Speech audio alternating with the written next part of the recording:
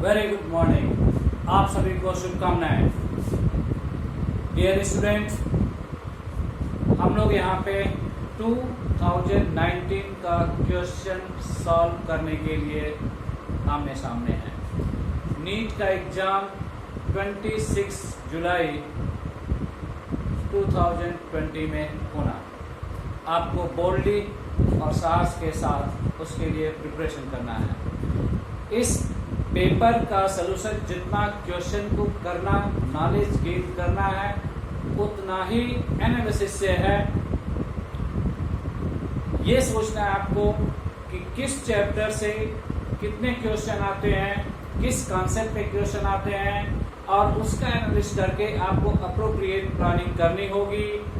और इसके लिए पिछले 10 साल के पेपर आपको साथ में रखना होगा और उससे इम्पोर्टेंट केस और कॉन्सेप्ट को फोकस करना होगा।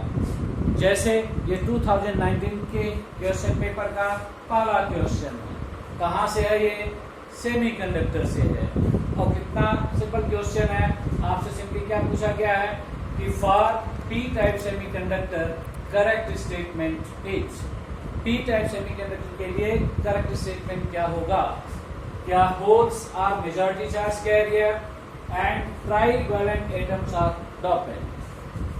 Holes are majority charge carrier and pentavalent atoms are dopant. Electrons are majority charge carrier and pentavalent atoms are dopant. Electrons are majority charge carrier and trivalent atoms are dopant. तो आप सभी जानते हैं pure semiconductor जिसे आप intrinsic semiconductor कहते हैं, और उसकी कंडक्टिविटी बहुत पुअर होती है। तो कंडक्टिविटी बढ़ाने के लिए आप डॉपिंग करते हैं। डॉपिंग करने से आपको एक्सट्रिंसिक सेमीकंडक्टर मटेरियल मिलते हैं, और ये एक्सट्रिंसिक सेमीकंडक्टर मटेरियल ही पी टाइप और एन टाइप सेमीकंडक्टर मटेरियल है। तो प्योर सेमीकंडक्टर में अगर आप ट्राईवैलेंट एटम की डॉपिंग करते हैं तो per atom there is excess of hole, there is excess of hole, और नाम दिया आपने पी टाइप सेमीकंडक्टर के कॉन्सेप्ट बेस्ड क्वेश्चन है। पी टाइप सेमीकंडक्टर में एक्सेस यानी मेजॉरिटी किसकी होती है? होल्स की होती है। जबकि मिक्स किसको करते हैं? डॉपिंग किसकी करते हैं? ट्राईवैलेंट एटम की। और जब एन टाइप की बात करें आप, तो आप पेंटावैलेंट एटम्स की डॉपिंग करते हैं, and per atom there is excess of 1 electron. तो एन टाइप सेमीकंडक्टर में मेजॉरिटी इलेक्ट्रॉन की होती है और डोपेंट पेंटावैलेंट एलिमेंट होते हैं। जबकि पी टाइप में ट्राईवैलेंट एटम की डॉपिंग होती है और मेजॉरिटी चार्ज कैरियर होल होता है। इसलिए फर्स्ट ऑप्शन इज करेक्ट। क्या बात समझ में आई? तो let's see the next question.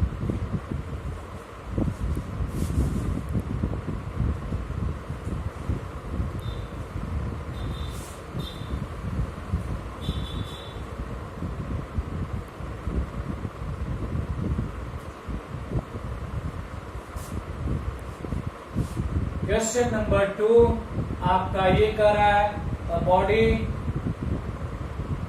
weighs 200 Newton on surface of Earth.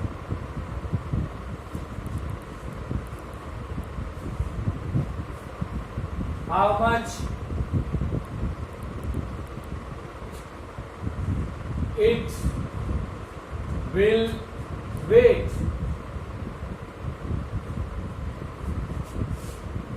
at half way in the center of Earth?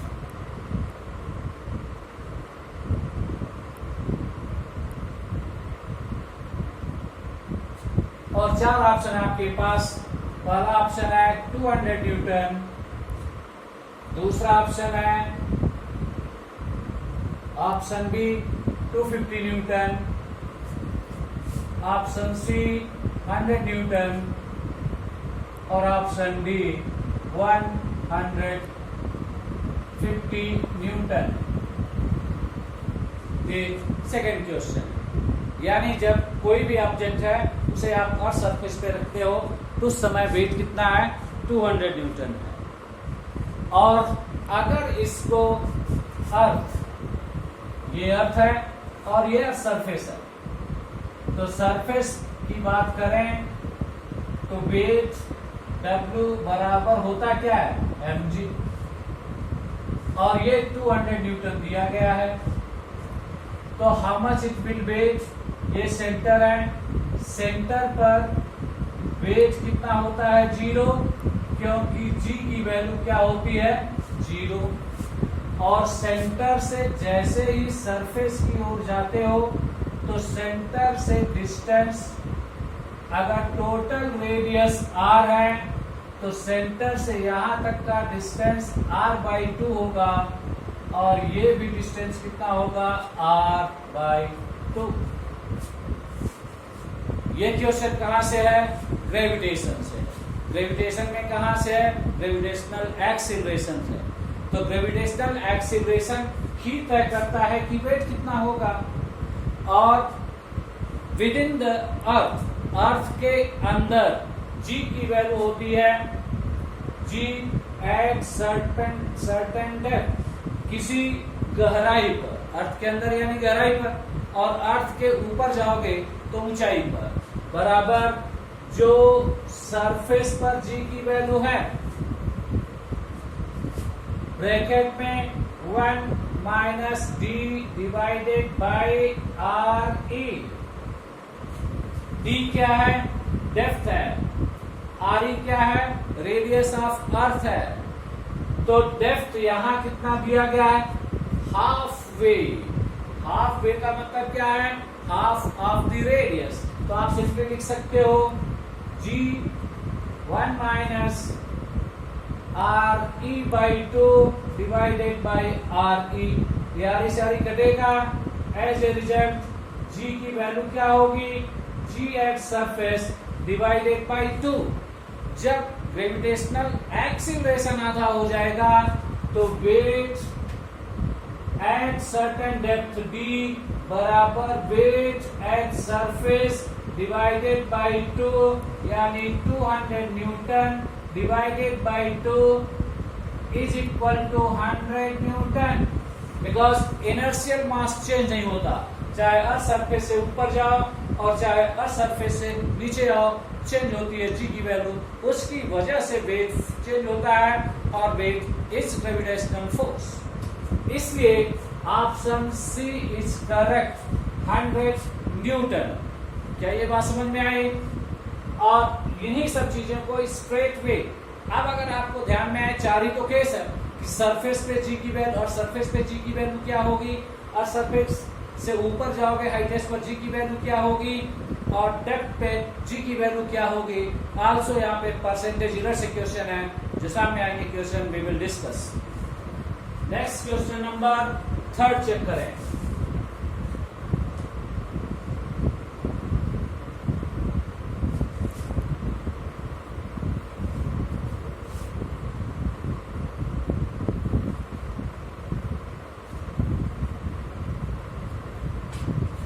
Question number 3 है,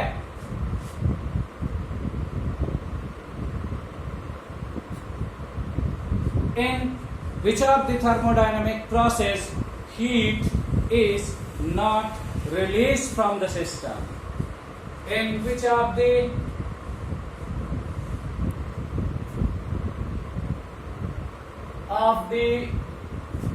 thermodynamic process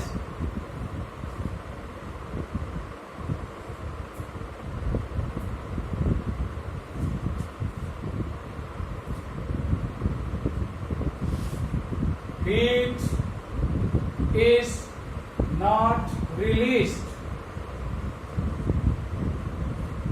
First option, adiabatic.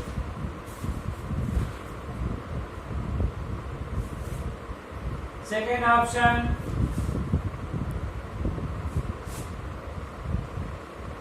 Adiabatic, second option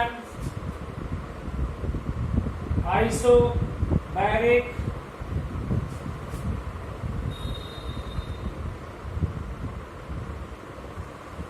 third option isochoric,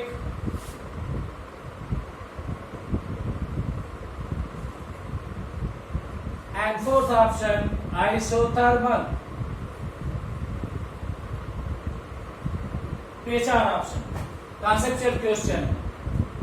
ये conceptual question में खासियत ये होती है, यदि आपका concept strong है तो आप हीरो हैं, अदरवाइज मैं टाइम तो नहीं लगता है बट गलत हो गया तो नंबर उतने ही जाएंगे, 4 नंबर, चाहे आप 10 मिनट में करते हो या 10 सेकंड में करते हो। तो आप देखें कि adiabatic process, isobaric process, isochoric process, isothermal process. तो आप जानते हो कि आइसोबैरिक प्रोसेस में प्रेशर रिमेन्स कांस्टेंट। तो आइसोबैरिक प्रोसेस की बात करें,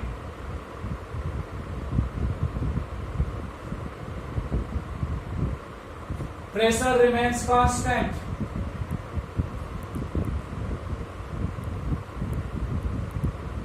और dq is equal to p dv plus du। ये वर्क डन है विच इज dw, और ये चेंज इन इंटरनल एनर्जी है।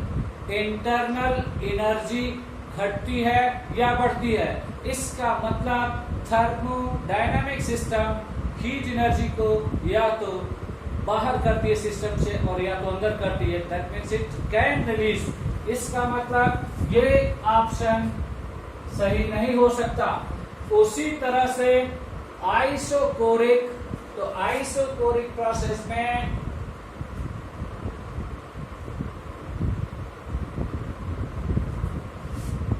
Volume constant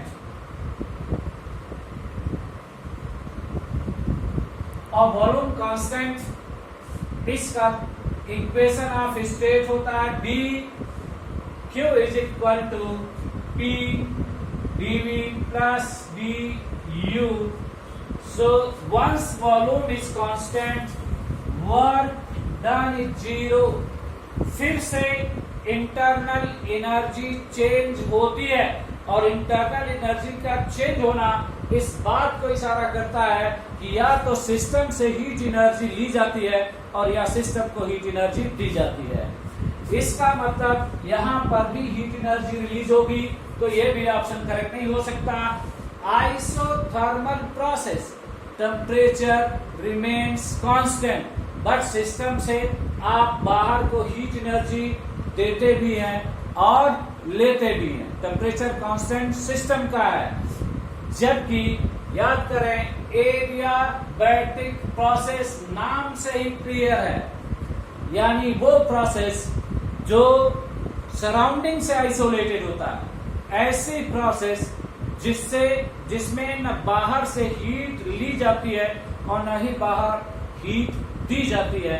that means there is no release of heat और there is no absorption of heat from the surrounding. इसलिए correct option होगा adiabatic process. So adiabatic process, adiabatic process system is isolated from surrounding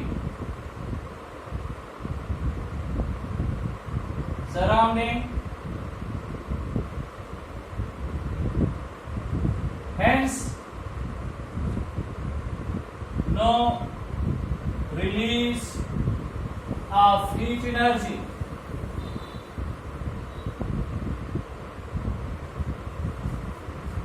तो क्या ये question समझ में आया? आप यहां आपको देखना है कि ये 10 सेकेंड 20 सेकेंड से ज्यादा नहीं लेगा, जहां कैलकुलेशन इन्वॉल्व है, समय ज्यादा लेता है। तो कहां आपका हर क्वेश्चन सॉल्व करने का मतलब हाउ टू मैनेज, ये आपको डिसाइड करना है, अपने आप को प्रिपेयर करना है विदाउट गोइंग मेंटल स्ट्रेस, किसी तरह की मेंटल फटीग डेवलप नहीं होनी चाहिए।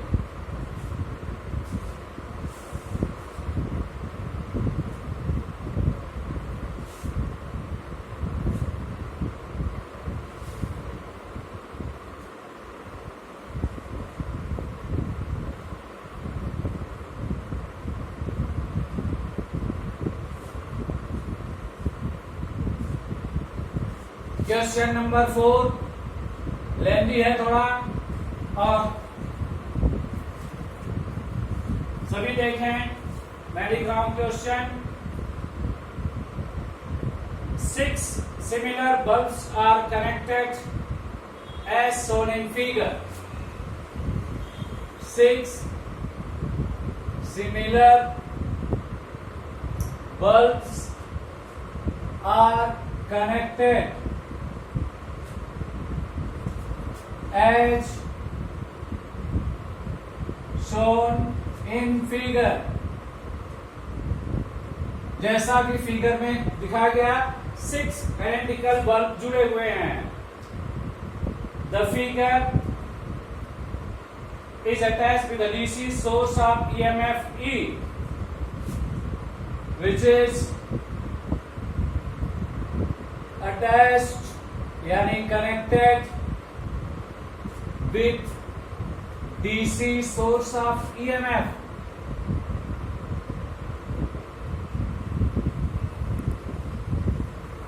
E वोल्ट, वोल्ट EMF का यूनिट होता है, और all resistor is having internal resistance 0, having internal resistance 0, यानी 6 एक जैसे बल्ब हैं और उन्हें फिगर अभी बनाता हूं के अकॉर्डिंग जोड़ा गया है। सेल उसका ईएमएफ ही है, लेकिन सेल का इंटरनल रेजिस्टेंस 0 है। अब आपको बताना क्या है, the ratio of power consumption by the ratio of power consumption, ratio of power consumption by the bulb,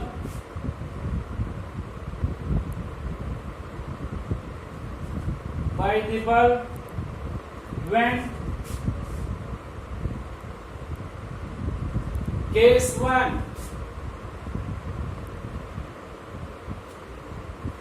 पहला केस है ऑल आर ग्लोइंग, यानी ऑल क्या बल्ब्स, ऑल बल्ब्स ग्लोइंग, सभी बल्ब जल रहे हैं। और दूसरा केस क्या है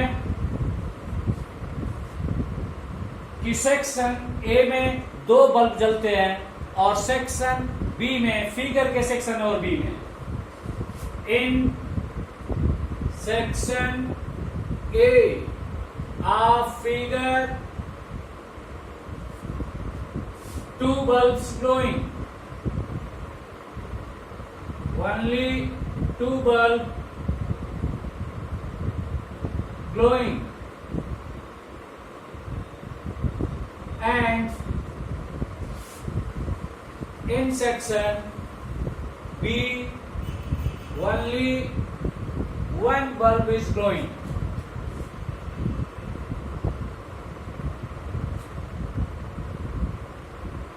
तो इन दोनों केसेस में पावर का रेशियो क्या होगा ये आपको निकालना है।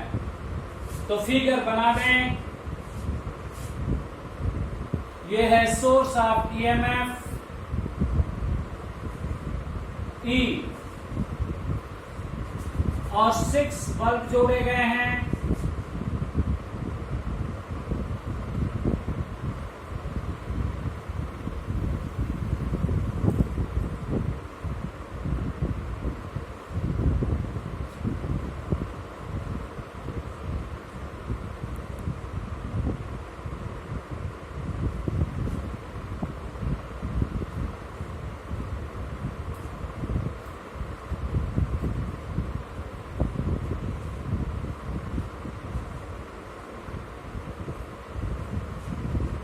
सेक्शन ए है और ये सेक्शन बी है और ये सभी जुड़े हुए हैं। तो 6 बल्ब हैं और पावर आपको बताना है।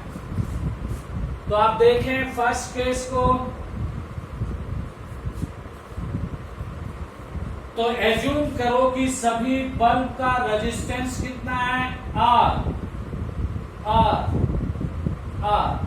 क्यों? क्योंकि सभी बल्ब आइडेंटिकल हैं, सभी बल्ब एक जैसे हैं।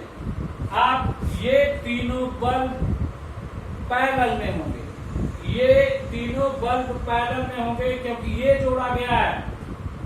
अगर ये नहीं जोड़ा गया होता तो पैरेलल में नहीं होता।